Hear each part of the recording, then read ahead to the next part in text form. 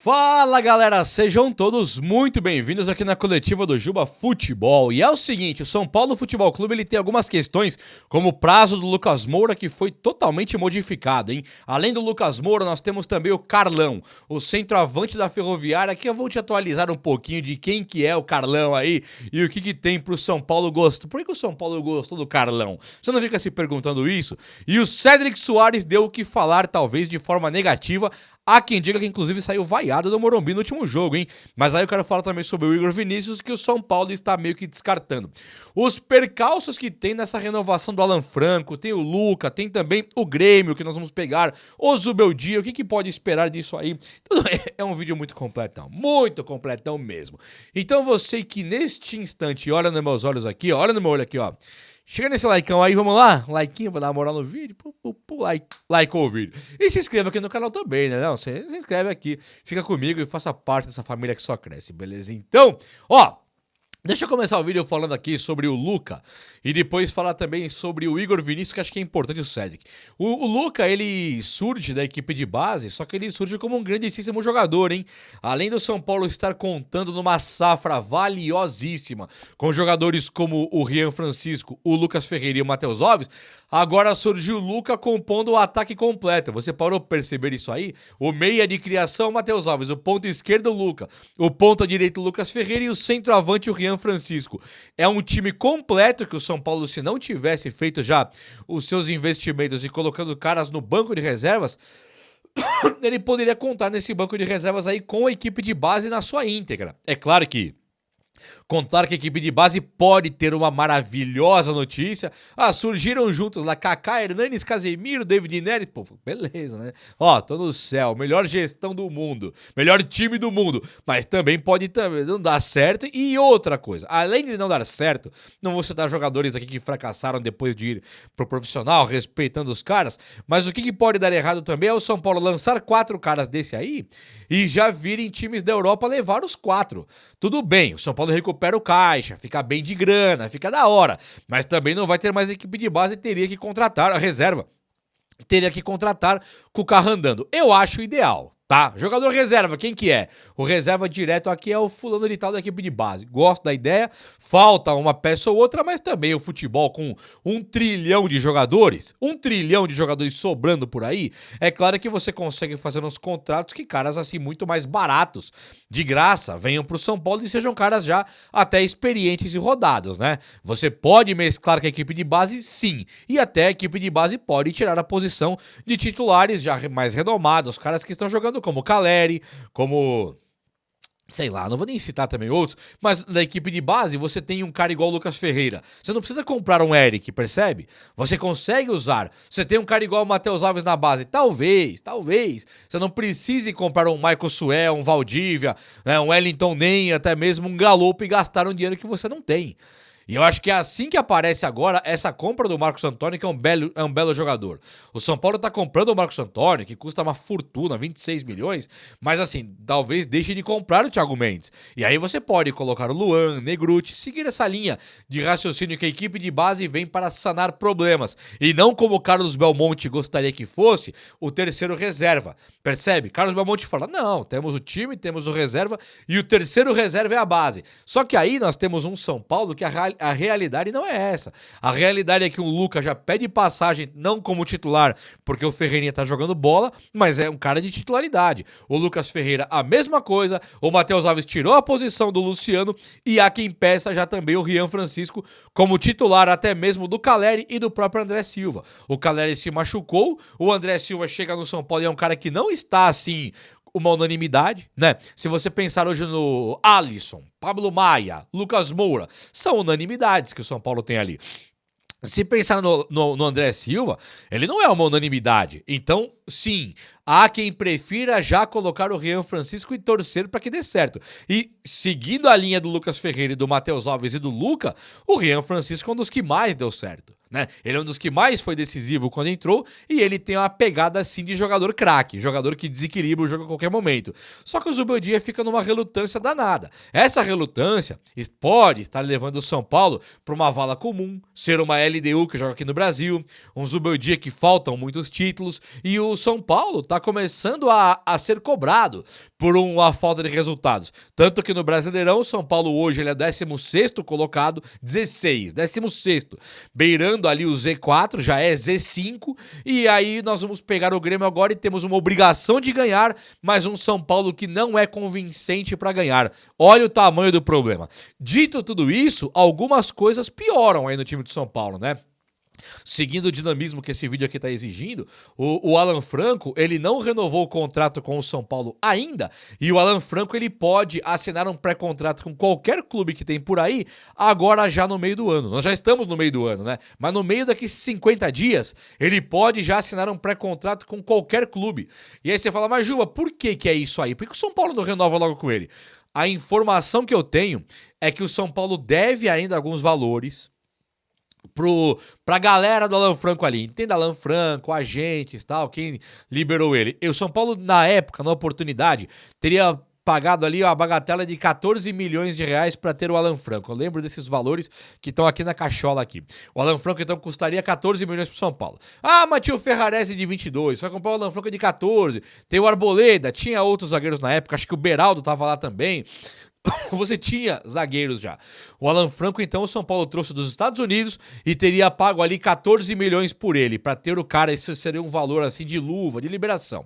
Chegou no São Paulo, tem o salário. O que eu tô sabendo agora, não tenho certeza se é isso mesmo. Essa informação não tenho, não vi o contrato, né? Obviamente. Mas o que eu tenho é, o São Paulo nesses 14 aí, tinha que pagar X pra cá, Y pra ali, ele não pagou algum desses valores. Então os agentes do Alan Franco pra renovar com o São Paulo tá falando, beleza, São Paulo, eu renovo, demorou. Só que você vai ter que me pagar o retroativo, vai ter que pagar o que você me deve já, e ainda pagar luvas pro contrato atual. Então, tipo assim, o Alan Franco fica livre no mercado. E qualquer time que chegar pro Alan Franco quiser comprar ele, não tem mais contrato com o São Paulo, não tem contrato com lugar nenhum. Mas ele fala, eu posso ir pro Palmeiras ou pro São Paulo. E aí? Palmeiras fala, eu pago 15 milhões na sua mão. É uma luva isso. É a compra do cara que você compra dele mesmo. O Palmeiras fala, eu pago 15 milhões. O São Paulo fala, eu pago 10. Aí ele fala, o Palmeiras quer logo 5 a mais. É tipo isso, tá? Não sei se o Palmeiras tá envolvido. Até apareceu que o Palmeiras gostaria de ter o Alan Franco já. Alguns boatos dizem que é mentira, mas eu não duvido nada. Então, se o Alan Franco hoje negocia com o Palmeiras, nós não sabemos. Talvez não. É só o São Paulo quitar o que devia para ele e fazer uma proposta agora. O São Paulo interpreta que o salário do Alan Franco não seja problema de pagar. Mas pagar as luvas e mais o valor anterior, o São Paulo tá com o caixa baixo, o cofre baixo. É inacreditável, né? Você pensar que vai perder um zagueiro que já é nosso. Olha o problema disso. Você não tá comprando um zagueiro de 20 milhões, de 30 milhões, 50 milhões. Não.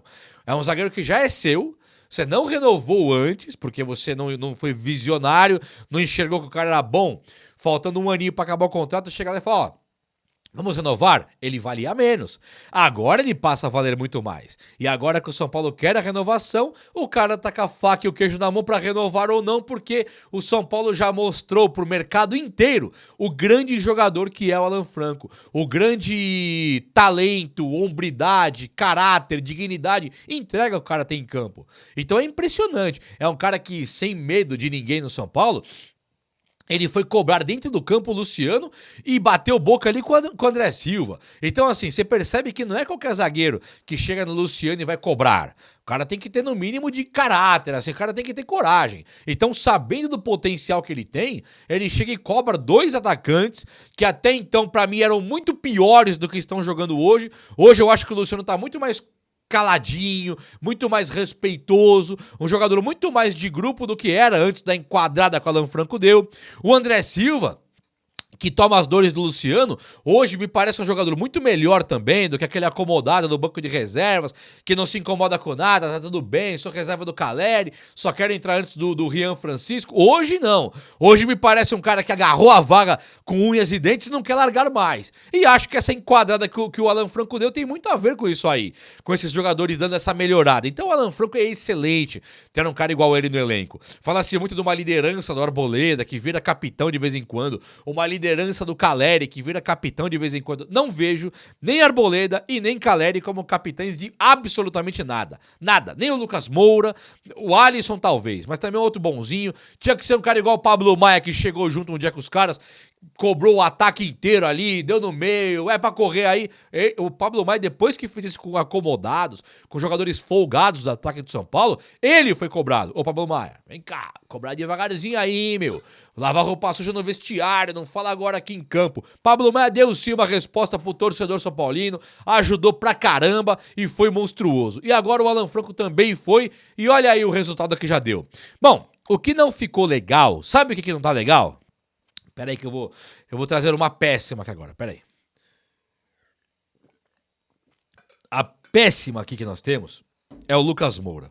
O Lucas tá com uma contusão de joelho e é uma contusão com previsão de 3 meses. Então o Lucas ele deve voltar a jogar pelo São Paulo somente em julho.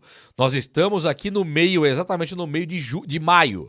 Então vai ter maio mais 14 dias, 15. Depois vai ter junho inteiro. Para julho ele voltar e vai saber como volta. Então agora a coisa ficou feia. Eu não sei quais são as datas, tem aquela pausa do Super Mundial lá, tá? Mas tudo bem. O que pega é que agora no Brasileirão você não pode brincar mais. A água já bateu no bumbum. A Copa do Brasil, depois do Náutico, até o Náutico tem que respeitar, né? Porque ganhamos 2-1 em casa, então tem que respeitar o Náutico fora. Agora, depois do Náutico, é só pedreira.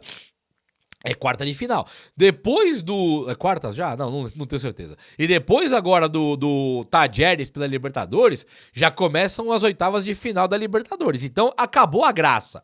Pegar Alianza Lima, Tajeres, Libertad... Não pega mais. Libertad talvez, né? Que classificou. Mas tirando o Libertad, a coisa não fica boa. Então o Lucas Moura ele vai faltar agora pro São Paulo no momento dos mais importantes de todos. Ainda bem que pelo menos Pablo Maia, Arboleda Pablo Maia, Arboleda e o Oscar já voltaram, né? Então nós temos aí. A ausência agora é do Caleri e do Lucas Moura, que ainda é perder de vista. O Caleri acho que não joga mais esse ano e o Lucas Moura, se voltar só em julho, pelo menos volta em julho, ainda bem. Mas o Zubeldia, a torcida do... o São Paulo tem 6 desfalques. Não vai dar pra falar desse jeito, né? Perdeu o Luiz Gustavo, mas perdeu pra sempre. Não é mais um desfalque. E comprou o Marcos Antônio. Então, não tem mais esse desfalque de volante. O desfalque que fica mesmo é o do Caleri, que não volta, e também o do Lucas Moura, que só volta em julho. Sim, são 2 desfalques a se considerar, tirando os que já voltaram, já a coisa tá um pouquinho menos mal. E uma coisa também que deu o que falar aí é o Cédric Soares, hein? Primeiro que as notícias eram, Igor Vinícius, o São Paulo vai deixar ele ir embora. São Paulo não chama Igor Vinícius para renovar e vai deixar o cara ir embora. E isso agradou grande parte da torcida do São Paulo. Jubão, vai embora o Igor Vinícius, que vá com Deus. Não quero ver pintado de ouro, deixa Igor Vinícius ir embora e tal, tudo bem. Só que o Cédric Soares, ele também não está jogando tudo isso, um pouco é sim culpa do Zubeldia, mas tem que dividir essa culpa com o próprio Cédric, e informações que vieram pra mim de dentro do Morumbi, eu não estava lá, mas vieram pra mim lá de dentro, torcedores camaradas que estavam lá me mandaram mensagem, Jubão, Cédric Soares foi cobrado pela torcida, saiu vaiado pela torcida, faltou futebol. E isso, se vaiaram ou não, é fato que está faltando futebol pro Cédric Soares. Ele não tá jogando nada, é um jogador que o São Paulo poderia ter renovado por 1 ano, que seria correto. O São Paulo foi lá e deu 3 anos de contrato pro cara. Aí a coisa passa a ficar um cara de 33 anos, que vai jogar até os 36, 37 no São Paulo, e aos 33 mesmo ele já não está conseguindo performar mais. Ele corre pra lá, corre pra cá, usa um pouco de experiência, mas cadê o resto? Cadê que ele desarma um cara lá atrás, toca, abre, recebe, cruza, sai um gol? Cadê o futebol objetivo? É muito mais uma esperança por um cara que jogou na Europa do que um futebol objetivo. Isso quer dizer que o Igor Vinícius seria o ideal? Claro que não. Óbvio que não. Mas o São Paulo, ao deixar Igor Vinícius ir embora, não subir o Mike, ter a incógnita Cédric Soares, a dúvida Cédric Soares em campo, é sim um São Paulo que brinca ali, pisa em ovos, pisa num ambiente que pode explodir a qualquer momento. São Paulo vai de novo cometer essa mancada de ficar sem saber qual vai ser o seu lateral para amanhã. E isso pega muito, não pega não, galera. Bom, deixa eu falar com vocês, sabe quem é o Carlão, centroavante da Ferroviária, que está surgindo aí como um dos possíveis nomes pro São Paulo? A coisa é quente, tá? Carlão é o atacante, o carequinha, camisa 9 lá, é um atacante alto que tem 32 anos, esse aqui é o problema. Tem 32 anos, ele tem uma certa velocidade e um poder de cabeceio até que bacana. Ele fez 9 gols nos últimos 19 jogos agora da Ferroviária e há quem goste muito dele, inclusive lá no São Paulo. Então o São Paulo estuda trazer o Carlão da Ferroviária. Ele tem se destacado em times aí que jogam Série B normalmente e agora na Ferroviária ele tá conseguindo fazer os golzinhos dele. 9 em 19 jogos é muito gol, né? Não chega a ser um gol a cada 2 jogos, mas é praticamente um gol a cada 2 jogos. Então é um número exemplar. Trazer o Carlão pra cá seria uma boa se você traz de graça, coloca a reserva do André Silva, ou para brigar a posição com o André Silva e fica lá, o cara já com sua experiência. O ruim de trazer o Carlão é quando você perde o espaço do Rian Francisco, e aí é patético, né? Então o São Paulo tem que colocar muito bem o estudo, o plano do que ele vai fazer agora com o Carlão, porque assim, pô, legal, até que ponto vale trazer o Carlão? Se fosse um cara craque, ou vou trazer o Eto'o, Shevchenko, é diferente. Você traz, mete o André Silva no banco e paciência. Você trouxe um extra classe, um cara diferenciadaço. Agora, pra trazer um cara, porque você não sabe se é melhor que o André Silva e nem tampouco se é melhor do que o Rian Francisco, acho que o São Paulo investe onde nem precisaria, até porque o Luciano, ele tem se destacado mais como atacante do que como meia. Como meia, tá meio que sacramentado que ele não pode mais jogar. E o Matheus Alves tirou a posição do Luciano. Só que o Oscar voltou, então até o Matheus Alves perdeu a vaga. Dito isso, é o Oscar, Matheus Alves. Onde o Luciano joga, então? Perdeu o Luciano? Vai negociar? O cara ganha quase 1 milhão por mês. Eu acho que tem que negociar o Luciano e mandar ele embora do time. Mas enquanto ele está lá, porra, quem vai fazer mais gols será que jogando no ataque do São Paulo? Luciano ou Carlão? É mais ou menos por aí. Eu acho que o Luciano faz mais gols. Jogando como reserva, talvez do André Silva. Jogando como um atacante, sim. Aí eu acho que fica ideal. Não sou contra a vinda do Carlão, mas penso que para trazer um cara mediano para tirar espaço do Luciano e do próprio Rian Francisco é problemático, sim. Teria que ter montado esse time de uma maneira melhor. Já que não montaram, agora vamos colocar Rian e Luciano, ainda que como reserva do André Silva, que gols pelo menos vão sair, e acho que o ataque ele passa muito longe de ser o problema da falta de jogadas, falta de objetividade que o São Paulo tem quando pega times menores e de tamanhos médios também. É ou não é? O vídeo de hoje foi esse, eu espero que você tenha gostado, e se você gostou, chega nesse likeão aí. Tamo junto, um abraço meus amigos, até a próxima, valeu!